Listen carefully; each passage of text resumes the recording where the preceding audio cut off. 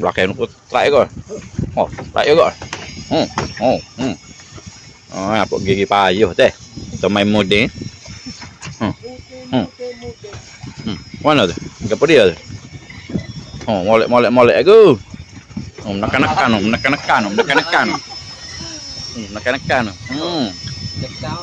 Mai roh sekali.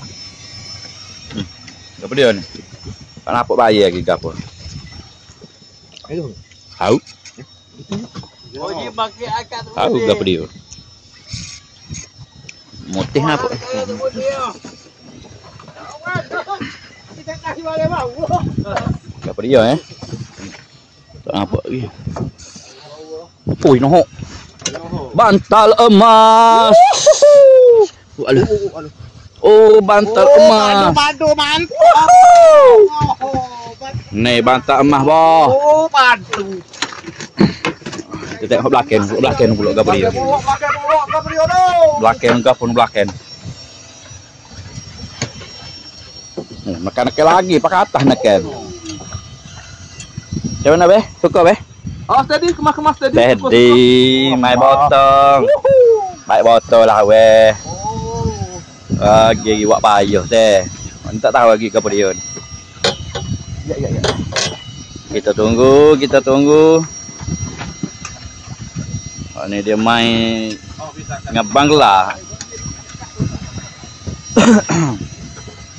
Lama ni. Fighting padu. Nekan pakai atas ni deh. Merah sekali. Lama tak tengok merah. Musim-musim tu. Nohok yogok lah. Nohok yogok lah kali. Nohok kau ego. Oh, nohok. Je nohok pula bantal emas. Aduh, warna kau tengok tu. Ada bakar. Mana lagi kipas? Kipas tu. Game. Ni game kan. Okey. Kipas tu. Sini dah hitam. Ambil. Cu.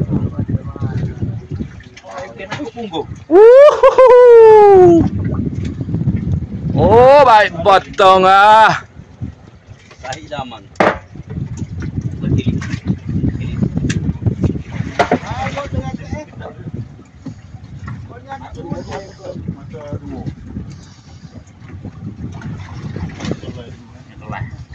Boleh macet. Naik beh. Nohok pula. Oh, padu mantap kong.